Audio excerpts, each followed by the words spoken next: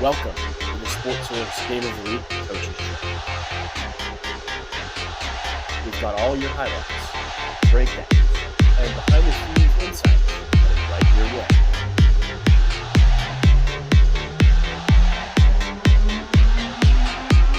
Sportsource starts right now.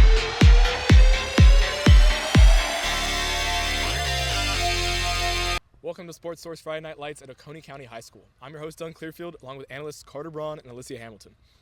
It was an offensive showcase on both sides as the Monroe area Hurricanes defeated the Oconee County Warriors by a final score of 35-21.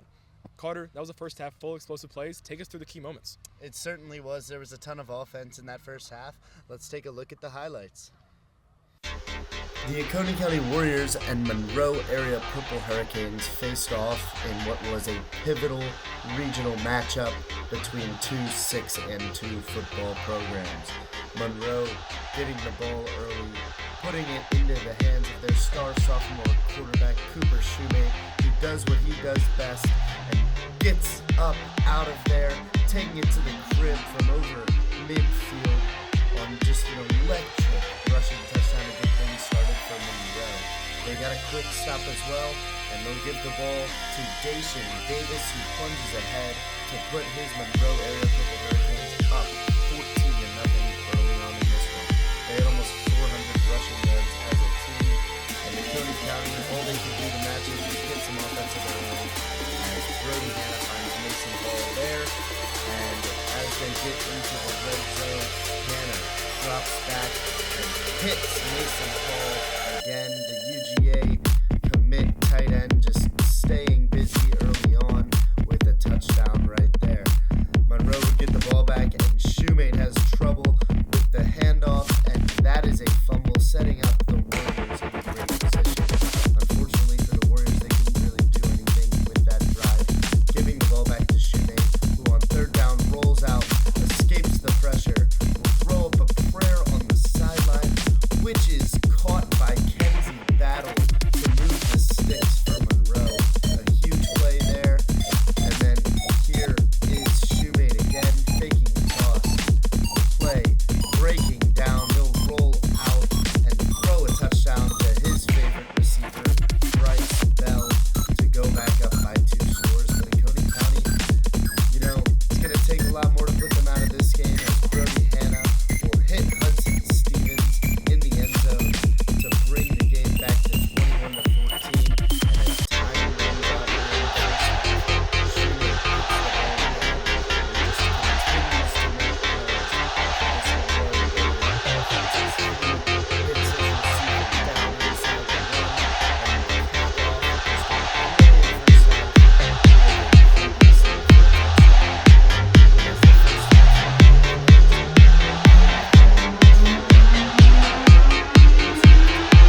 half. So, Carter, what were your thoughts on that first half? So that first half, you really saw a team in the Monroe area Hurricanes that really just wanted to dominate the line of scrimmage. And they did so behind Cooper Shoemate, who was throwing some. They had some play action passes, some screen passes in there, but he really got it done with his legs. And that's what you saw from Monroe area. And that's really what helped them get off to that double-digit lead at halftime. Absolutely, Carter. In Monroe area, you mentioned Shoemate. He also had a punt. He had a pooch punt. He was doing everything for the Hurricanes. Now, Alicia, take us through the second half. What did you see from that second half? Well, we definitely saw a lot more defense in the second half. Let's take a look at the highlights. We open up the second half with Monroe area taking it away, looking to keep momentum on their side and set the tone defensively. Oconee County quarterback Brody Hannah drops back and finds running back Caden Woods in the flat. Woods makes the grab, loses the ball for a second, somehow recovers it, and then takes off, breaking free all the way to the end zone. What a wild sequence from near turnover to touchdown for the Warriors. The extra point is good, and Oconee County closes the gap a little. Monroe area's offense answers right back. Quarterback Cooper Shoemate keeps it himself, sees an opening, and then takes straight off through the middle of the defense. A gain on the ground for the Hurricanes.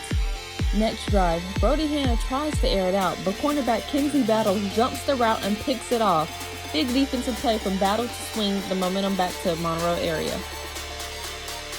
A few plays later, Shoemate keeps it again and turns on the speed. straight into the end zone for the touchdown.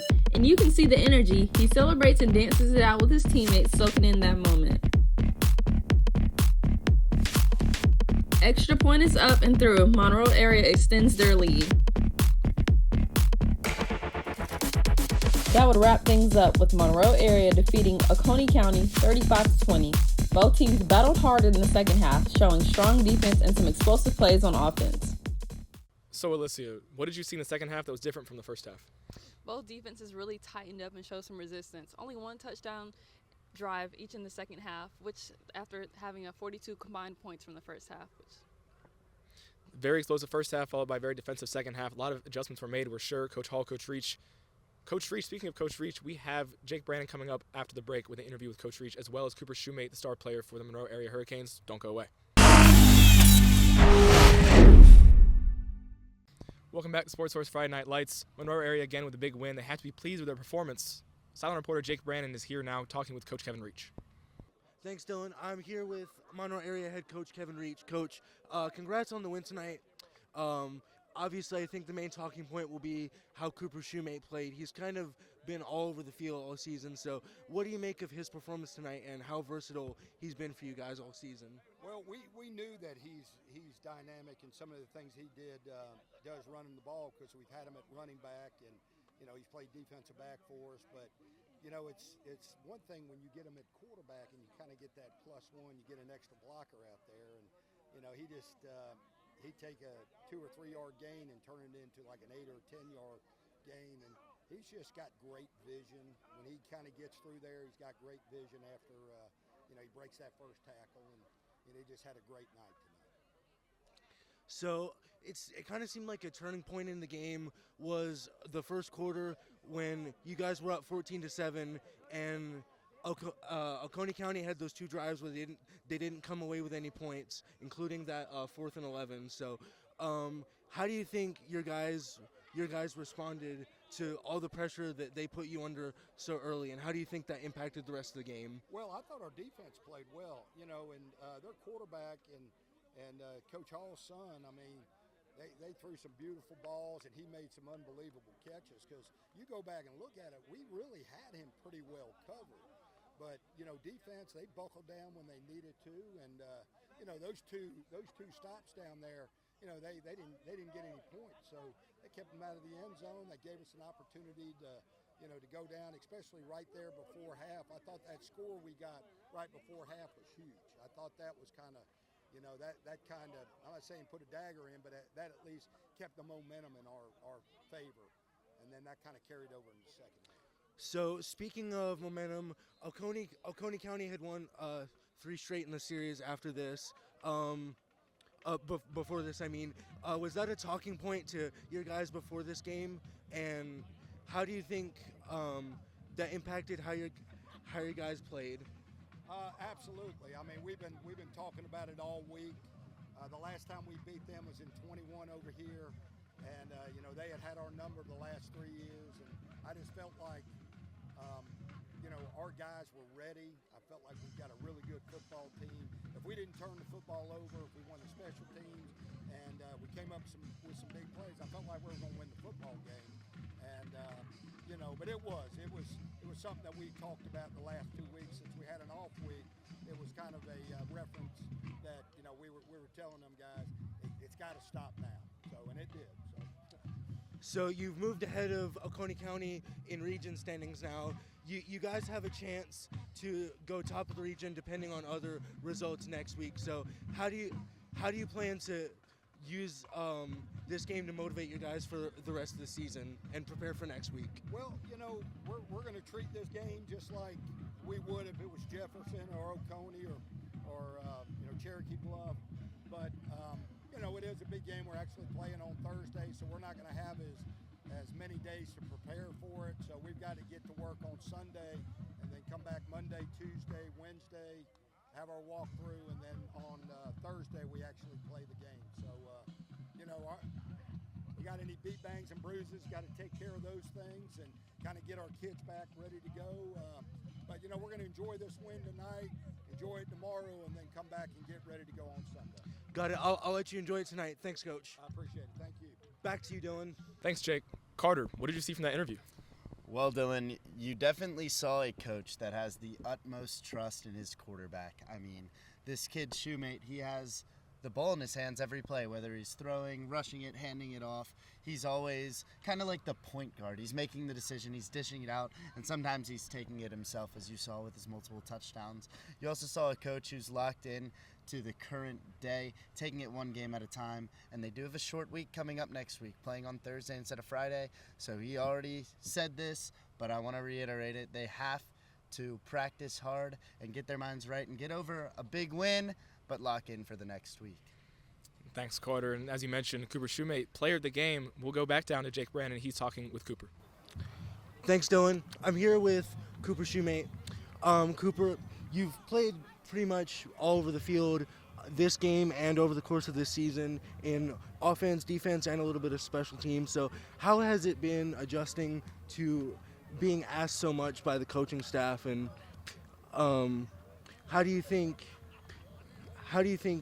you've adapted to that change? Well, we've been 3 weeks ago I got thrown into the fire versus Jefferson. And then we had Cherokee Bluff, and we prepared very well for that team, and we did really great. And then this week we had 2 weeks to prepare for them, and we just came out here and we knew we were going to win and just played our hearts out and gave it everything. So have you had to learn any new positions as the coaching staff has asked you to become more and more versatile?